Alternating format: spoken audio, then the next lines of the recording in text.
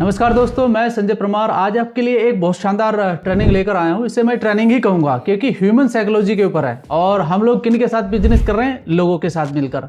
तो आज इसके बारे में सीखते हैं कि आप अपनी प्रोस्पेक्टिंग के जरिए या अपने बिजनेस को बढ़ाने के लिए किस प्रकार से लोगों से बातचीत कर सकते हैं और कैसे उनकी साइकोलॉजी को समझ सकते हैं, क्योंकि बिना साइकोलॉजी समझे तो आप बिजनेस आगे बढ़ा भी नहीं सकते हैं।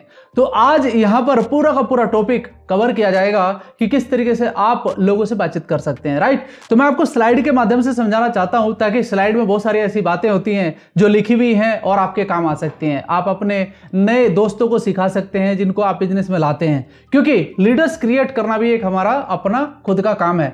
लीडर्स क्रिएट नहीं होंगे, आपका बिजनेस बड़ा नहीं होगा। तो यहां पर शुरुआत करते हैं ह्यूमन साइकोलॉजी को किस प्रकार से हम समझ सकते हैं। तो दोस्तों स्लाइड के माध्यम से समझिएगा इसको ध्यान से। ह्यूमन साइकोलॉजी, जी हां, मानव का मन पढ़ना जरूरी है। ये कितना बड़ा शब्द है शायद आपको पता नहीं है। इसमें पूरी की पूरी कहानी लिखी है आपके बिजनेस को आपको पाने के लिए। दोस्तों यहां पर और भी बहुत सारी ऐसी बातें होंगी जो आपके लिए बहुत जरूरी होंगी। इसमें कुछ पॉइंट है जिस पॉइंट के आधार पर मैंने स्लाइड को तैयार किया है ताकि आपको अच्छे से समझ में आ जाए। तो नीचे कुछ लिखा हुआ है, पढ़िए इसको ध्यान से मेरे साथ। उसका व्यवहार ही आपकी मदद करेगा उसके मन को समझने में। जी हाँ, जब आप कहीं पर भी जाते हैं, अपने प्लान के बारे में बात करते हैं या किसी व्यक्ति को देखकर आपको लगता है कि वो मुझसे बात करने में इंटरेस्टेड है या नहीं है, तो आपको स्वतः ही पता चल जाता है कि ये व्यक्ति मेरे साथ बात करेगा या नहीं करेगा। तो उसके मन को आप आराम से पढ़ सकते हैं। मैं कुछ इसको आपको इस तरीके से समझाना चाहता हूं। नंबर 2 पॉइंट पर चलते हैं। ये तो पहला पॉइंट था, अब चलते हैं नंबर 2 पॉइंट पर। यहां पर क्या लिखा हुआ है इसको ध्यान से पढ़िएगा। जब आप प्रोस्पेक्टिंग बिजनेस के बारे में, अपने प्रोडक्ट के बारे में या फिर अपने कॉन्सेप्ट के बारे में या प्रोजेक्ट के बारे में किसी को बता रहे हैं तो उसकी कुछ हरकतें होती हैं, वहां पर आपको पता चलता है। हरकतें कैसी? मान लिया आप किसी के घर पर गए या किसी के पास गए, आपने उसको अपना बिजनेस प्लान बताने की कोशिश करी, तो वहां पर वो व्यक्ति या तो अपना मोबाइल उठा लेगा या फिर कुछ और करने लगेगा या फिर कुछ और भी कर सकता है। यदि उसको आपके बिजनेस प्लान में थोड़ा सा भी इंटरेस्ट हुआ तो वो आपके साथ बैठकर खामोशी से सीरियसली आपके बिजनेस को समझता है। और यदि आपको ऐसा नहीं लग रहा है तो मैं आपको बस इतनी ही सलाह दूंगा कि आप जल्दी से जल्दी अपनी मीटिंग को वहां से हैंड ऑफ करके अपनी लिस्ट पर दूसरे नाम पर लिखे हुए व्यक्ति के पास जरूर जाइए ताकि आपका समय बच सके और आपकी प्लानिंग बेहतर तरीके से हो सके। तो यहां पर मेरा कहने का मतलब है कि आप उसकी हरकतों से समझ सकते हैं कि किस प्रकार से वो व्यक्ति आपके साथ सीरियस है या नहीं है। मेरी बात समझ में आ गया? अब बात करता हूं नंबर 3 पॉइंट जो मेरा बहुत इंपॉर्टेंट है। इस पर क्या लिखा हुआ है? सबसे पहले गलती ना करें बिजनेस दिखाने की। जी हां, इस पे क्या लिखा हुआ है ध्यान से पढ़िएगा दोबारा फिर। सबसे पहले गलती ना करें बिजनेस दिखाने की, मार्केटिंग प्लान बताने की। ज्यादातर हमारे बहुत सारे नए साथी क्या गलती करते हैं, यही वो गलती है जो करते हैं यहां पर। वो फिर बाद में कहते हैं कि मेरा बिजनेस नहीं चल रहा है, मुझसे ये बिजनेस नहीं होगा, या फिर मैं इस बिजनेस को करने में कामयाब नहीं हो पा रहा हूं। इसमें सबसे बड़ी गलती वो यही करता है कि सबसे पहले जैसे ही वो अपने मित्र से मिला या किसी पड़ोस वाले से मिला या अपने रिश्तेदार से मिला तो वो उसके सामने पूरा का पूरा प्लान रख देता है। और तो और छोड़िए, फोन पे ही प्लान बताना शुरू कर देते हैं कि भाई ऐसा बिजनेस आया है, इस तरीके से ये है वो है। लोग ऑलरेडी बहुत सारे ऐसे सिस्टम्स को देख चुके हैं और वो झांसे में फंस चुके हैं बहुत सारे लोगों के, और ऑनलाइन शायद अपना पैसा भी कहीं ना कहीं वो दे चुके हैं। तो इस धोखे में लोग आ चुके हैं। तो दोस्त, अपने प्लान को बताते वक्त आप ऐसी गलती ना करें। आपने सिर्फ क्या करना है उसके साथ, आपने सबसे पहले फैमिलियर बातें करनी है। यानी कि आप उसके साथ मिल जाइए, घुल जाइए, बात करिए, कुछ फ्यूचर की बात करिए, बहुत बातें हैं जो कर सकते हैं आप, लेकिन बिजनेस की बात मत आने दीजिए। जब भी आप इस प्रकार से बात करेंगे अचानक किसी व्यक्ति के, अब मान लिया आपका कोई दोस्त है, 6 महीने पहले आपने बात करी उससे और 6 महीने के बाद आप तुरंत उसके साथ बात कर रहे हैं क्योंकि अभी तो आपको बताया गया है कि भाई आपने लिस्ट बनानी है, बात करनी है, और तुरंत आप लग गए उसके साथ, तो यहां पर आपका एक्सीडेंट होना तय है। एक्सीडेंट हो जाएगा भाई साहब, मैं आपको बता रहा हूं। तो इसलिए आपने क्या करना है, फैमिलियर बातें करनी है, दोस्ती को दोबारा से गहराई तक लेकर के जाना है, फिर आप अपना प्रोजेक्ट उसको बता सकते हैं।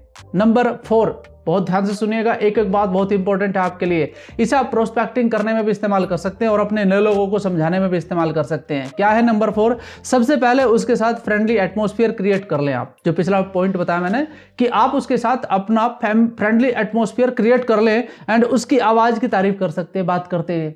कैसे तारीफ कर सकते हैं? भाई आपकी आवाज़ बहुत अच्छी है यार, बड़ी क्लियर आवाज़ है, बड़ी अच्छी टोन है आपकी हिंदी कितनी अच्छी है, आप अपनी भाषा को कितने अच्छे से बोल लेते हो। तो मैं तो कहता हूँ कि ये बिजनेस मॉडल जो मैं आपको जिक्र करने वाला हूँ कुछ देर में, ये आप ही के लिए है।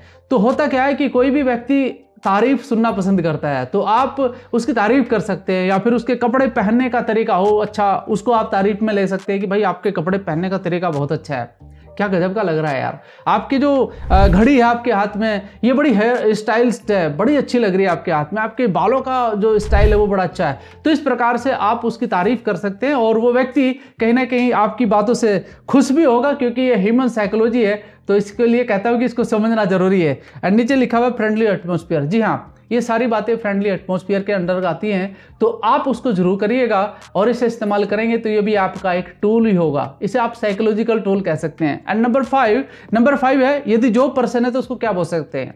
भैया अगर कोई व्यक्ति आपका दोस्त है, आपका मित्र है, आपका पड़ोसी, आपका रिश्तेदार है, वो जो पर्सन है, तो आप उसे क्या बोल सकते हो? अरे बॉस, आप अपने 3-4 आवर्स देकर शानदार जीवन जी सकते हैं, एक्स्ट्रा इनकम कर सकते हैं। यानी कि आप उसे एक सपोर्ट सिस्टम दे सकते हैं कि भाई देखो, आप अपना जॉब तो कर ही रहे हो, उसमें आप 7-8 घंटे वहाँ पर जॉब करते हैं, उसके बाद क्या करते हो आप? उसके बाद तो सारा समय ऐसे ही बीतता है। तो बेहतर है कि आप अपने 3-4 आवर्स निकाल कर, शाम के समय या सुबह के टाइम आप कुछ समय निकाल कर आप एक एक्स्ट्रा इनकम का साधन ढूंढ सकते हैं। और इससे फायदा क्या होगा कि हो सकता है जो जॉब आप कर रहे हैं इससे ज़्यादा इनकम आपको यहाँ से आने लगी, क्योंकि आप एक ऐसा काम करने जा रहे हैं अपने जीवन में जो पैसिव इनकम में बदल सकता है। यानी कि आप काम ना करें तब भी आपका काम चलता रहेगा। हो सकता है थोड़ा समय जरूर लगेगा आपको, लेकिन आप यहां से एक अच्छी खासी इनकम कर सकते हैं। तो इस प्रकार से अपनी बात उसके सामने रख सकते हैं। नंबर 6 बहुत जरूरी है, ध्यान से सुनिएगा।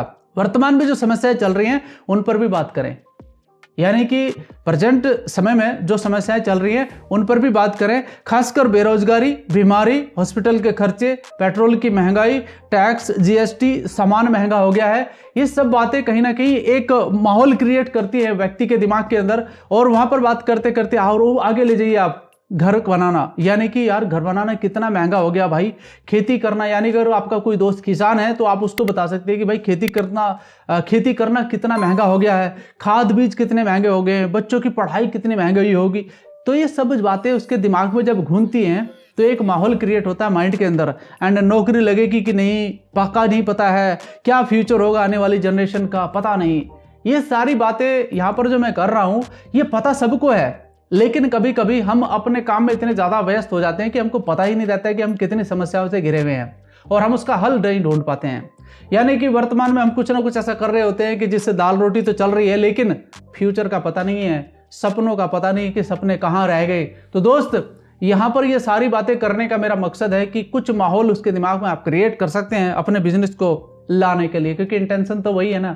नंबर 7 बहुत इंपॉर्टेंट है, क्योंकि पॉइंट तो हर एक इंपॉर्टेंट है, इसलिए मैं हर एक पॉइंट के साथ बोल रहा हूँ नंबर इंपॉर्टेंट है। जी हाँ, पॉइंट नंबर 7, करंट टॉपिक पर भी बात करें। आप शुरुआत करें और उसकी हाँ में हाँ मिलाकर उसकी बात को सही ठहरा जाए। मतलब समझ रहे हैं आप मैं क्या बता रहा हूँ?